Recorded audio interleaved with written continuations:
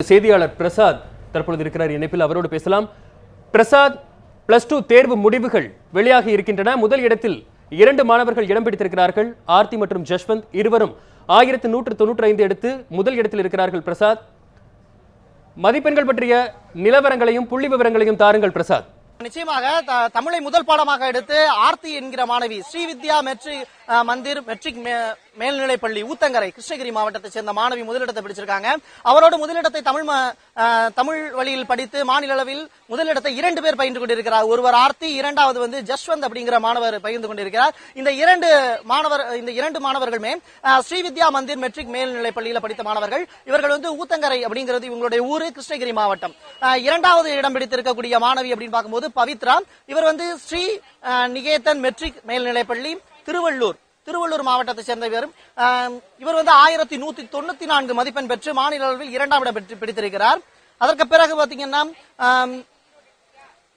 வேணுபிரீதா SKV higher secondary மேல்நிலைப்பள்ளி. இவங்க நாமக்கல் மாவட்டத்தை சேர்ந்தவங்க. இவங்க மாநில அளவில் 3ஆவது இடத்தை பிடித்திருக்கிறார். அதற்கு பிறகு பார்க்கும்போது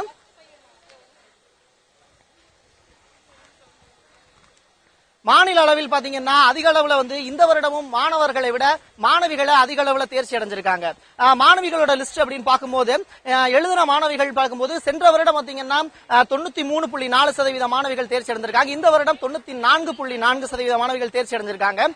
இந்த வருடம் கம்பேர் பண்ணும்போது மாணவர்களை விட மாணவிகளோட தேர்ச்சி சதவீதம் அதிகமாக இருக்கிறது. மாணவர்கள் 87.9%, மாணவிகள் 94.4% மாணவிகளும் தேர்ச்சி அடைஞ்சிருக்காங்க. அதை வகுத்து பார்க்கும்போது இந்த வருடம் பிசிக்ஸ் அப்படிங்கிற பாடம் ரொம்ப கஷ்டமா இருந்ததா மாணவர்கள் சொல்லியிருந்தாங்க. பிசிக்ஸ்ல 200க்கு 200, அதாவது இயற்பியல் பாடத்தில் 200க்கு 200 எடுத்த மாணவர்களுடைய எண்ணிக்கை வெறும் 5 மட்டுமே. இது சென்ற வருடத்தை விட கிட்டத்தட்ட பாத்தீங்கன்னா 124 பேர் போன வருடம் இயற்பியல் பாடத்துல 200க்கு 200 வாங்கியிருந்தாங்க. இந்த வருடம் வெறும் 5 மாணவர்கள் மட்டுமே இயற்பியல் பாடத்துல 200க்கு 200 மதிப்பெண் பெற்றிருக்கிறார்கள், முழு மதிப்பெண். அதற்கு பிறகு பாத்தீங்கன்னா வேதியியல் மதிப்பெண் அப்படின்னு பார்க்கும்போது 1703 பேர் 200க்கு 200 மதிப்பெண் பெற்றிருக்காங்க.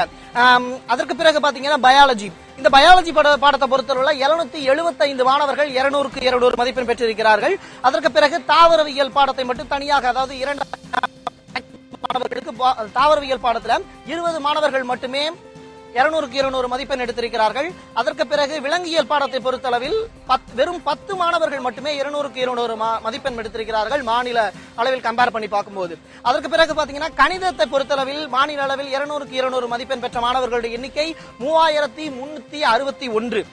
சென்ற ஆண்டுடன் கம்பேர் பண்ணும்போது இது 3 மடங்கு கம்மியான ஒரு மதிப்பெண் தான் பெற்றிருக்காங்க. சென்ற ஆண்டு 9710 மாணவர்கள் கணிதத்தில் 200க்கு 200 எடுத்திருந்தாங்க. இந்த ஆண்டு 3361 மாணவர்கள் மட்டுமே கணிதத்தில் 200க்கு 200 மதிப்பெண் பெற்றிருக்கிறார்கள். அதற்கு பிறகு பாத்தீங்கன்னா கம்ப்யூட்டர் சயின்ஸ், கணினி அறிவியல் பாடத்தை பொறுத்தளவுல இந்த ஆண்டு 200க்கு 200 மதிப்பெண் பெற்ற மாணவர்களுடைய எண்ணிக்கை 303 மாணவர்கள். இந்த 303 மாணவர்கள் தான் கணினி அறிவியல் பாடத்துல 200க்கு 200 மதிப்பெண் பெற்றிருக்கிறார்கள். அதற்கு பிறகு காமர்ஸ் பாடத்துல 3084 மாணவர்கள் 200க்கு 200 மதிப்பெண் பெற்றிருக்கிறார்கள். அக்கவுண்டன்சி பாடத்தில் 4341 மாணவர்கள் 200க்கு 200 மதிப்பெண் பெற்றிருக்கிறார்கள். பிசினஸ் மேத்தமேட்டிக்ஸ் அப்படிங்கிற பாடத்துல 1072 மாணவர்கள் 200க்கு 200 மதிப்பெண் பெற்றிருக்கிறார்கள். இப்படி பார்க்கும்போது ஒட்டுமொத்தமா இப்ப மாவட்ட வாரியாக இருக்கக்கூடிய மாணவர்கள் எண்ணிக்கை அப்படின்னு பார்க்கும்போது ஒவ்வொரு சப்ஜெக்ட் வாரியா அப்படின்னு பார்க்கும்போது இங்கிலீஷை பொறுத்தளவுல 1186 மதிப்பெண் பெற்றிருக்கிறார். இவர் ஸ்ரீ விஜய் வித்யாலயா மெட்ரிக் மேல்நிலைப்பள்ளி கிருஷ்ணகிரி. இந்த கிருஷ்ணகிரி மாவட்டத்தை பொறுத்தளவுல சங்கீதா அப்படிங்கிற மாணவி இங்கிலீஷ்ல 200க்கு 200 மதிப்பெண் பெற்றிருக்கிறார்கள். மாவட்ட வாரியாக நமக்கு இருக்கக்கூடியது ஈரோடு மாவட்டத்தை பொறுத்தளவுல அதிக அளவுல 96% அதிக அளவுல மாணவர்கள் தேர்ச்சி அடைஞ்சிருக்காங்க. ஈரோடு மாவட்டத்தை பொறுத்தளவுல தான், அதாவது தமிழ்நாடு ஃபுல்லா பார்க்கும்போது ஈரோடு மாவட்டத்துல அதிக அளவுலான தேர்ச்சி சதவீதம் இருக்கு. இது 96.92% தேர்ச்சி அடைஞ்சிருக்காங்க. அதுக்கு அடுத்த கேட்டகரி அப்படின்னு பார்க்கும்போது பெரம்பலூர் மாவட்டத்துல 96.73% பேர் தேர்ச்சி அடைஞ்சிருக்காங்க.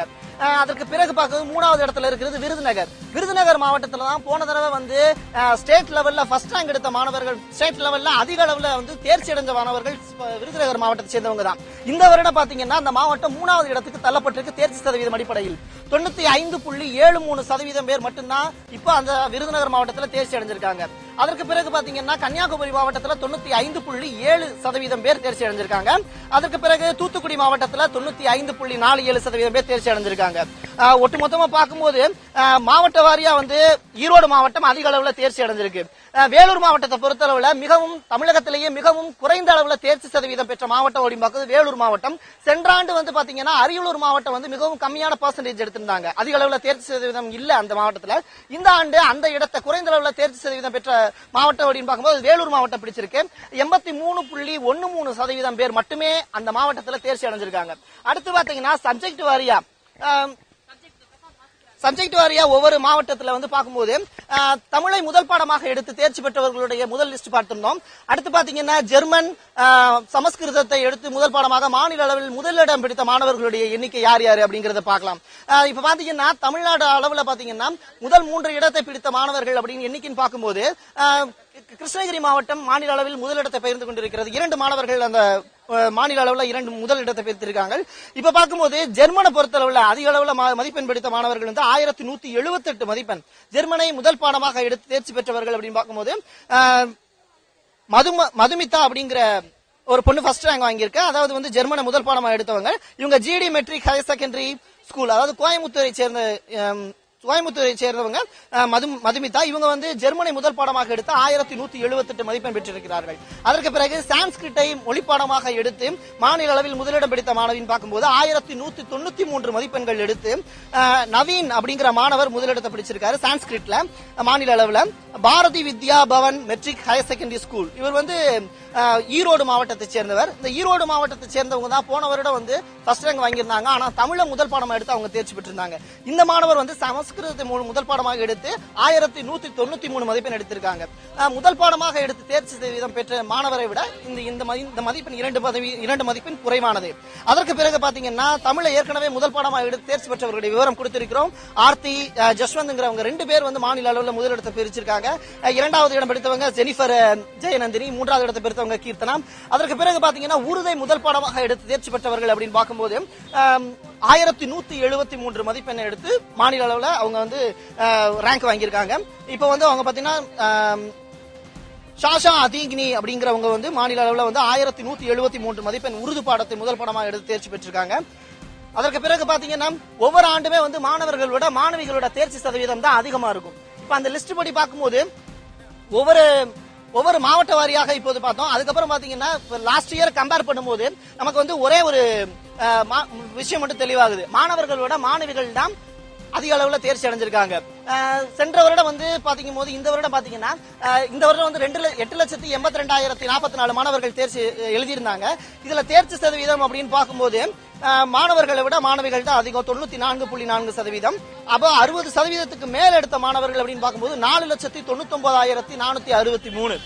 இது சென்ற ஆண்டை விட இந்த ஆண்டு வந்து கம்மியான பர்சன்டேஜ் தான். 60% மேல எடுத்த மாணவர்கள், ஏன்னா கொஸ்டின் பேப்பர் எல்லாமே டஃபா இருந்ததுனால இயற்பியல், வேதியியல், கணிதம், விலங்கியல் பாடங்களை பொறுத்தளவுல மாணவர்கள் 200க்கு 200 மதிப்பெண் பெற்ற மாணவர்களோட எண்ணிக்கை இந்த வருடம் ரொம்ப குறைவு.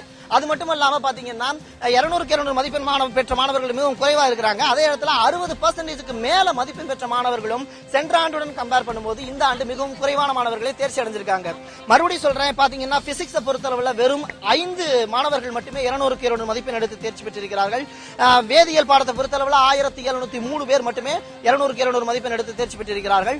பயாலஜி பாடத்தை பொறுத்தளவுல 775 மாணவர்கள் மட்டுமே தேர்ச்சி பெற்றிருக்கிறார்கள் 200க்கு 200 மதிப்பெண் எடுத்து. அதற்கு பிறகு தாவரவியல் பாடத்தை பொறுத்தளவு வெறும் 20 பேர் மட்டுமே 200க்கு 200 மதிப்பெண் பெற்றிருக்கிறார்கள். விலங்கியல் பாடத்தை பொறுத்தளவு வெறும் 10 மாணவர்கள் மட்டுமே 200க்கு 200 மதிப்பெண் பெற்றிருக்கிறார்கள். கணித பாடத்தை பொறுத்தளவில் 3361 மாணவர்கள் 200க்கு 200 மதிப்பெண் பெற்றிருக்கிறார்கள். கணினி அறிவியல், அதாவது கம்ப்யூட்டர் சயின்ஸ் பாடத்தை பொறுத்தளவில் 303 மாணவர்கள் மட்டுமே 200க்கு 200 மதிப்பெண் பெற்றிருக்கிறார்கள். காமர்ஸ் பாடத்தை பொறுத்தளவுல 3084 மாணவர்கள் மட்டுமே 200க்கு 200 மதிப்பெண் பெற்றிருக்கிறார்கள். அக்கவுண்டன்சியை பொறுத்தளவுல 4341 மாணவர்கள் மட்டுமே 200க்கு 200 மதிப்பெண் பெற்று தேர்ச்சி பெற்றிருக்கிறார்கள். பிசினஸ் மேத்தமெட்டிக்கை பொறுத்தளவுல சென்ற ஆண்டுடன் கம்பேர் பண்ணும்போது இந்த ஆண்டு வந்து 200க்கு 200 மதிப்பெண் பெற்ற மாணவர்களுடைய எண்ணிக்கை அதிகம் தான்.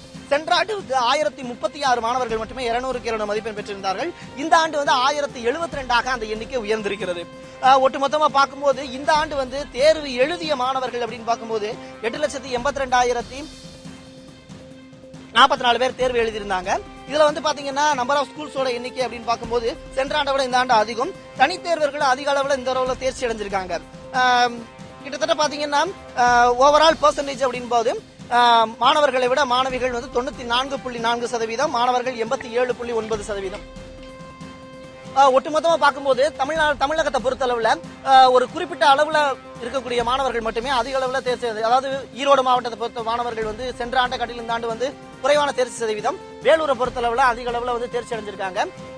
இப்படிங்கிறது இப்போதைக்கு உள்ள சூழ்நிலையா இருக்கு. ஒவ்வொரு பள்ளிகளிலுமே இருக்கக்கூடிய லிஸ்ட் விவரங்கள் இன்னும் சிறிது நேரத்தில் கொடுக்கலாம். பிரசாத், வழக்கத்தை விட ஈரோடு மாவட்டம் இந்த முறை முதலிடத்தில் வந்திருக்கிறது. இதற்கு என்ன காரணமாக சொல்லப்படுகிறது பிரசாத்? விருதுநகர் 3ஆம் இடத்திற்கு தள்ளப்பட்டிருக்கிறது.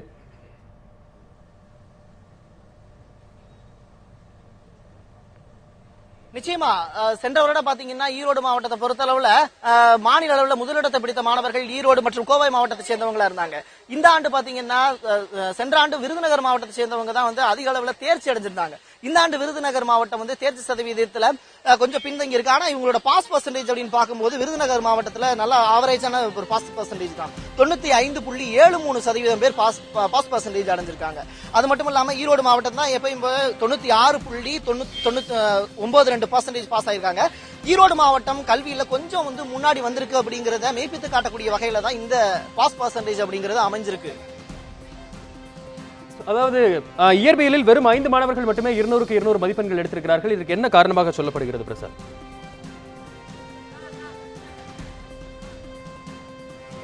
இயற்பியல் பாடத்தை பொறுத்தளவுல வெறும் 5 மாணவர்கள் மட்டும்தான் 200க்கு 200 மதிப்பெண் எடுத்திருக்காங்க. இப்போ இந்த இயற்பியல் பாடத்தை பொறுத்தளவுல 1 மார்க் அப்படிங்கிறது மொத்தம் வந்து பாத்தீங்கன்னா ஒரு கிட்டத்தட்ட வந்து 5 1 மார்க் வந்து மிகவும் கடினமான அளவுல கேட்கப்பட்டிருந்ததுதான் மாணவர்கள் நமக்கு தகவல் தெரிவிச்சிருந்தாங்க. அந்த 5 மதிப்பெண்களுமே மாணவர்களுக்கான ப்ளூ பிரிண்ட் படி கேட்கல அப்படின்னு சொல்லியிருந்தாங்க மாணவர்கள். பெற்றோர்கள் ஆசிரியர்களும் அந்த குற்றச்சாட்டை எழுப்பியிருந்தாங்க. 1 மார்க் அப்படிங்கறதுனால அரசு தேர்வுகள் இயக்ககம் அதை பெரிய அளவுல கண்டுக்கல. அதே நேரத்துல அதான் கடைசி எக்ஸாம் இருந்ததுனால அது மாணவர்கள் மத்தியில வந்து ஒரு என்ஜாயபிளான மூவ்மெண்டா இருந்ததுனால அந்த டயத்துல வந்து பெரிய அளவுல வந்து அது பேசப்படாத ஒரு விஷயமா இருந்தது. ஆனா அந்த 1 மதிப்பெண்ணால வந்து மிகப்பெரிய அளவுல மாணவர்கள் வந்து சென்டத்தை வந்து தவற விட்டுருக்காங்க அப்படிங்கிறது இப்போ வந்து லிஸ்ட்ல வந்து உண்மையா இருக்கு. மாணவர்களை பொறுத்த அளவுல வந்து பாத்தீங்கன்னா இயற்பியல் பாடத்துல இந்த அளவுக்கு கம்மியா இருக்கு அப்படிங்கிற ஒரு விஷயத்தை பதிவு பண்ணாலும் வேதியியல் பாடத்திலையும் பாத்தீங்கன்னா அதிக அளவுல சென்டம் வந்து கம்மியா இருக்கு. வேதியியல் பாடத்தை பொறுத்த அளவுல 6 மதிப்பெண் வந்து மாணவர்களுக்கு கருணை அடிப்படையில் கொடுக்கப்பட்டது, கிரேஸ் மார்க் அப்படின்னு சொல்லுவாங்க. அந்த மார்க் வந்து எதுக்காக கொடுத்திருந்தாங்கன்னா மாணவர்களுக்கு வந்து 10 மதிப்பெண் வினா ஒன்று அந்த இடத்துல வந்து தவறா கேட்கப்பட்டிருந்தது. அதனால வந்து அந்த கேள்வியை வந்து அட்டன் பண்ணியிருந்தவங்களுக்கு மட்டுமே கூடுதல் மதிப்பெண் கொடுக்கப்படும் அப்படின்னு சொல்லியிருந்தாங்க. அது மட்டும் இல்லாம ஒரு 5 மதிப்பெண் வினாவும் ஒரு மதிப்பெண் வினாவும் வந்து தவறாக கேட்கப்பட்டிருந்தது அப்படிங்கிறதுனால அந்த 6 மதிப்பெண் கொடுத்திருந்தாங்க. இது வந்து மாணவர்கள் மத்தியில சென்டம் எடுக்கக்கூடிய மாணவர்கள் மத்தியில அந்த பேப்பரை திருப்பும் போது மிகப்பெரிய அளவுல ஒரு குழப்பத்துக்கு ஆளானாங்க.